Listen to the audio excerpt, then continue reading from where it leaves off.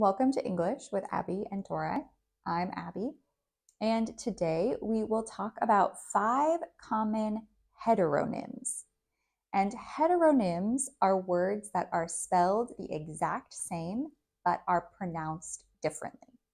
There are many of these types of words in the English language, and it is very confusing on when to pronounce them one way and when to pronounce them the other way, because depending on the pronunciation, it changes the meaning of the word completely. It may not even be the same part of speech.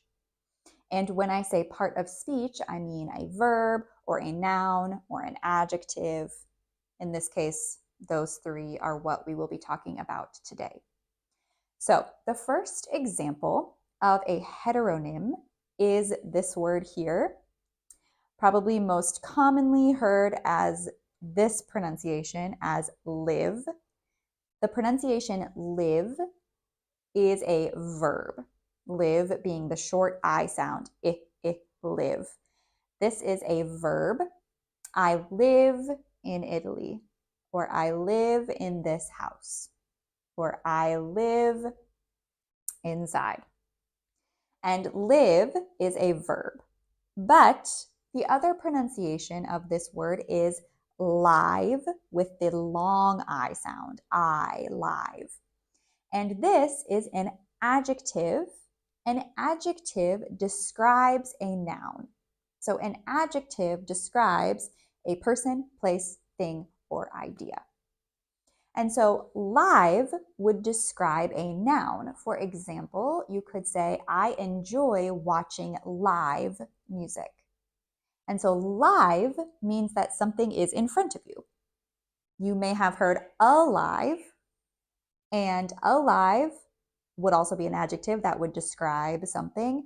But in this case, live, I love to watch live music. That is an adjective describing the noun music, that it is live, it is in front of you, you are seeing it. The next example is here, and these are 2 examples again.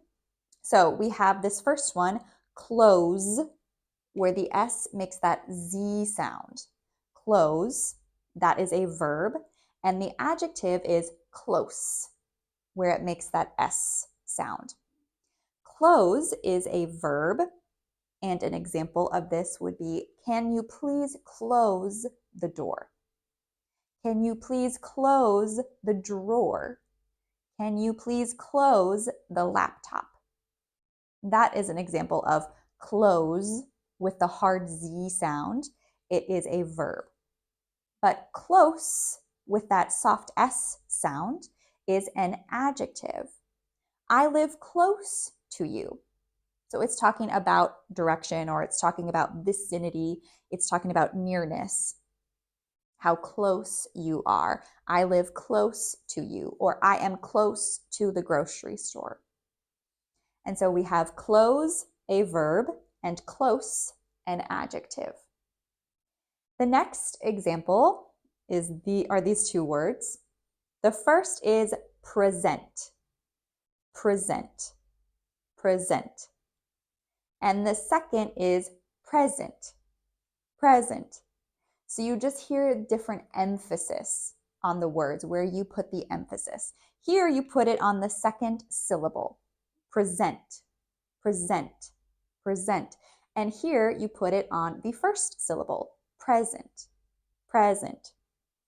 Present is a verb, and you might present a presentation, or you might present a PowerPoint to show your ideas, or you might present a dinner that you made for people. It's when you show someone something, you present it to them. A present is a noun, and a present is the same thing as a gift.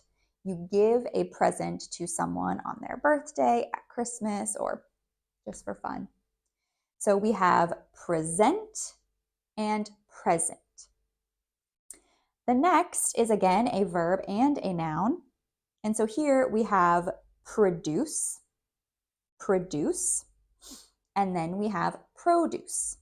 Produce. So it's actually the same in the emphasis on the syllable. So we have produce, where the emphasis is again on that second syllable. Produce. This is a verb. Produce means you create something. Produce. I will produce a presentation.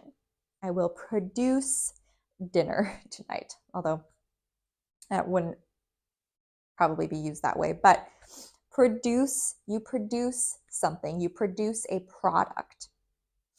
And then produce is a noun. Produce is different. So produce refers to vegetables, fruit and vegetables that you would buy at the grocery store. And so it would be called the produce section, where you would go find fruits and vegetables, all the different fruits and vegetables at the grocery store. So produce is a verb and produce is a noun. The final heteronym, that is maybe one of the most common that you would use, is this word. And in this case, they are both verbs, but one is present tense and one is past tense. So the first, read, would be the present tense, and that has that long E sound, the long E vowel sound. Read. That is the present tense form of the verb to read.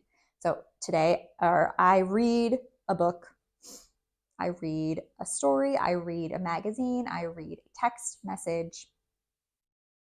And then the other pronunciation of this word is read, with that short E sound, read. And this is the past tense of read. And so yesterday I read my book, I read a story, I read a magazine, I read a text message. And so again, we have read and read, both verbs, one present and one past tense.